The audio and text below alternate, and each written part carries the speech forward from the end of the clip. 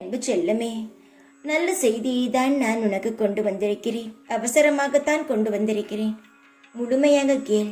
உன் மனதில் கவலைகள் இருக்கிறது என்பதற்கு காரணம் முழுவதும் நீதான். நீ மட்டும்தான். நான் சொல்வது புரியவில்லையா? நான் எப்படி சாயி கவலைகளுக்கு காரணமாக இருப்பேன் என்று நினைக்கிறாய்? தங்குமே, முதலில் நாம் ஒரு செயலை செய்து வெற்றி பெற வேண்டும் என்பது நினைக்க வேண்டாம்.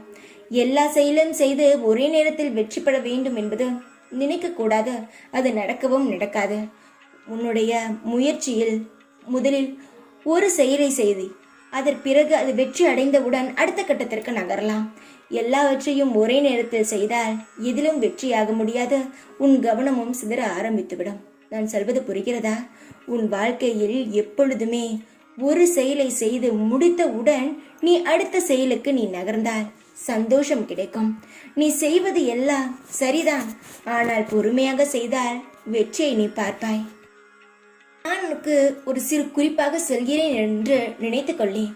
என் தங்கமே, உன் வாழ்க்கையில் நீ முன்னேற வேண்டும் என்பது உன்னுடைய ஆசையை விட என்னுடைய ஆசைதான் அதிகம்.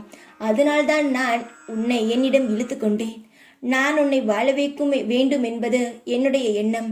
அதுவும் உன்னை சீரும் சிறப்புமாக உன்னுடைய ஆசைப்படி வாழ வைக்க வேண்டும் என்பது என்னுடைய ஆசை. முதலில் உன் ஆசை என்பது விட உன் வாழ்க்கையில் நீ முன்னேற வேண்டும் என்பது என் ஆசைதான் என்று நான் சொல்வேன். ஏனென்றால் உன்னை எனக்கு மிகவும் பிடிக்கும். நீ முன்னேற வேண்டும் என்பதே எனது முழு எண்ணமாக இருக்கிறது. நீ எதிர்பார்த்ததுதான் நடக்கப் போகிறது. உன் வாழ்க்கையில் நீ எப்படியெல்லாம் வாழ வேண்டும் என்று கனவு காண்டாயோ அது போலவே நடக்கப் போகிறது.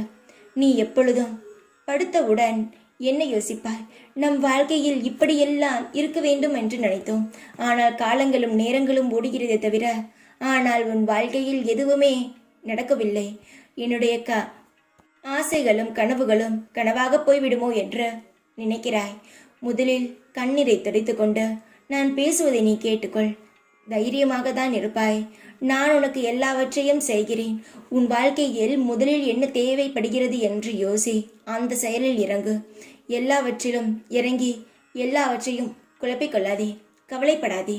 நான் இருக்கிறேன். படிப்படியாக உன் வாழ்க்கையை சரி செய்து உன்னுடைய வாழ்க்கையை அழகாக மாற்றுவேன்.